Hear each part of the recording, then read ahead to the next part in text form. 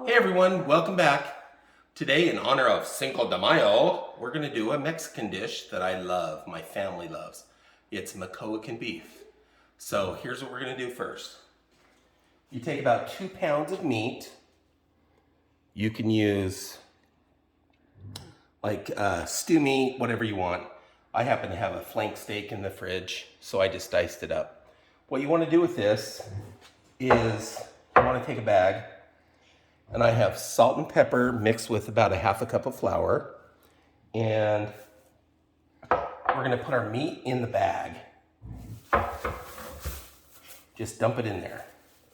You can use a Ziploc bag or whatever. This is just a grocery store bag, like a vegetable produce bag that I had. So I thought, oh, perfect. Then what you wanna do is you wanna sprinkle your flour over it. And then you want to toss it around in the bag. Now the idea is to just get it good and coated, get everything coated in there.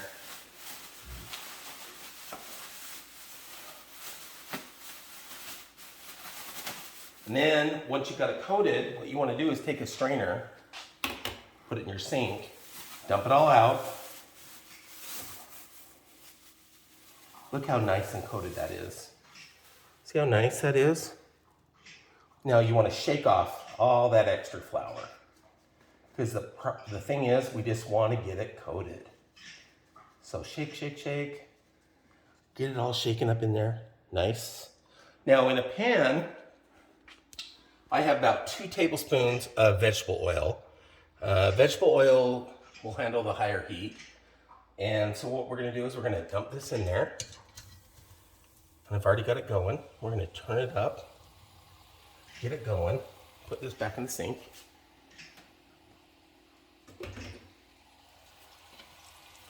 And then what you want to do is get this browned. You want to brown the meat, get it going really good. And then let me show you some of our ingredients over here. So I have 5 cloves, large cloves of garlic chopped up. 2 whole onions, a 14-ounce can of crushed tomatoes, and I have 2 large chilies in adobo sauce. This is what they look like at the stores. You can find them in the Spanish or Mexican section. They're great. They're just roasted jalapenos with like all kinds of chili sauce and onions and everything roasted off. And then they're canned and they're really good, and they taste like that. And then we have a quart of beef broth. And I just used that better than bouillon and just made a quart myself. Just put it in a quart jar. So back over here. The point to this is you don't want to fully cook the meat right now. You just want to get it browning. You want to brown that meat. You can use any kind of pan you like. I kind of like the Dutch oven, but you can use whatever you prefer.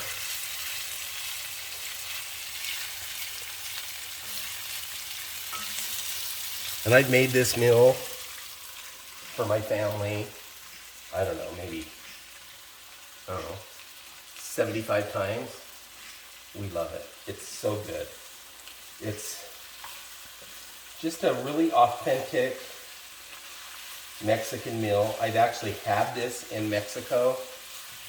It tasted the same. So this is the way they make it. And just get your meat browned. It doesn't need to be brown on, everywhere, but get it mostly browned. You want to move it around. You don't want to let it sit. You want to move it around. Because again, it does have some flour on there, and you don't want it to stick. No one likes sticky flour.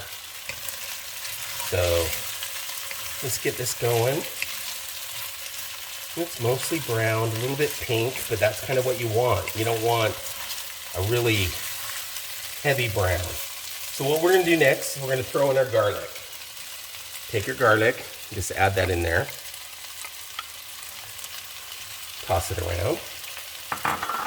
And we're gonna throw in these onions. Oh, 2 whole onions. So it's a lot of onion, but it's worth it. If you don't like onion, I don't know what to tell you, but this dish doesn't end up tasting like onions. So you want to get these going for a couple of minutes. Mix everything around, keep stirring it. Just mix it around. I should have made margaritas is what I should have done, but that's another video. So just get it going. Turn your heat down a little bit. You don't want it to burn.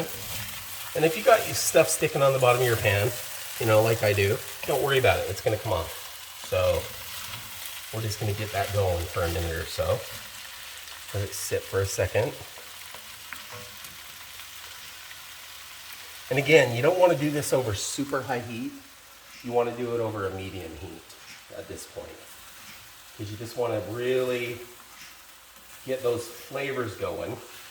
Because once your garlic and your onions hit the heat, that's when they release their flavor and their juices. So that's kind of what you're waiting for here. To get the onions a little bit translucent and that garlic's in there just kind of doing its thing. We haven't added any salt and pepper because in the flour, again, you had salt and pepper in there. So, and with the flour, just do salt and pepper to taste. I used about 2.5 teaspoons of pepper and maybe a teaspoon of salt is what I used. So, all right, this is kind of what you want it to look like. You want it to look like they're cooking, but they're not all the way done, but they don't look raw any longer. So then what you want to do is you want to dump in your tomatoes. Those nice crushed tomatoes. Again, that's a 14-ounce can of crushed tomatoes. I'm using what I have in my pantry. A lot of times I would do my homemade ones, but I thought, you know, I got these in my pantry. I'm going to use them. And then our chilies in adobo. Go ahead and put those in. When you do that, it's 2 big chilies with some of the sauce, and then you chop them up. And you just want to mix those in there. They are Chipotle chilies. They have a little bit of heat, but it's not anything hot. So don't worry about it. This is not going to be a spicy dish. So we mix those in there really nice. Now, what we're going to do is we're going to take this. Now I used better than bouillon, used hot water. Just made me a quart. So it's a lot better than using bouillon cubes, better than bouillon, tastes a lot better. So shake it up really good and take it. Or if you got it in a bowl or mixer or whatever, and then you want to pour that over it. Just like that. Put all that yummy stuff in there. Now at this point you've got it on medium, so you want to kind of stir and scrape the bottom of the pan a little bit. And then at this point you want to bring it up, turn it up high, bring it to a really good simmer, really good boil. Not a boil, but a really nice simmer. You can see it starting to simmer around the edges of the pan here. So we're just going to turn it up.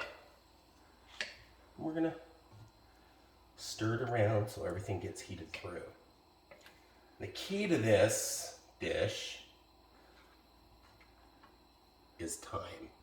So what we're going to do, we're going to get that in there. Everything off the bottom of that pan, I can feel it right now. It's just smooth. Everything just came up nicely. So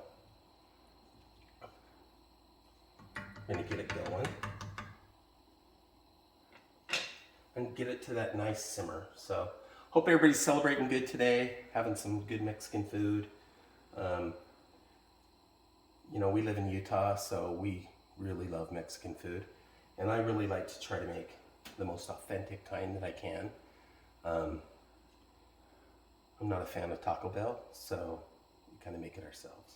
So It's getting there. So what we're gonna do now is we're gonna take this. It's kind of foaming around the edge here. What you wanna do is take your lid, cover it, turn it down to medium, and let it go for about an hour and a half. And we'll come back and see what that looks like. Okay, it's all done. So it's been about an hour and a half. So we're gonna come over here, we're gonna turn it off, and we're gonna take a peek. Now, I have been stirring this along the way just to make sure everything's mixed in, but look how good and thick this looks. Now, at this point, you normally put in sopales, which is cactus. I don't have that. I'm just using what's in my pantry, so I'm using some green beans. You can use fresh green beans or canned. These are canned French cut. So I'm just gonna put those in there. And then just give them a little stir. Stir them around. And that finishes your dish. Look at how good that looks. So amazing. Now what I'm doing is I've cooked some rice and black beans together. And then we're gonna take some of this and we're gonna just put it over the middle of that. You got the tomatoes in there, the garlic, the sauce. Just put that over it. Now you can eat this in a bowl or do however you like, but this is the way I prefer it. Now, what we're gonna do is I have a little bit of cilantro and some cojada cheese, some Mexican cheese. I'm gonna sprinkle that over the top of this.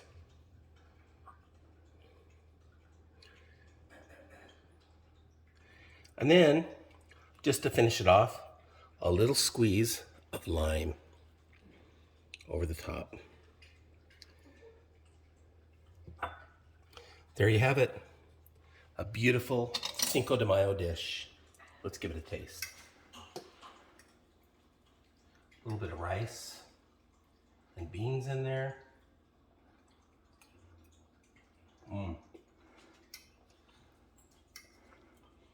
So good.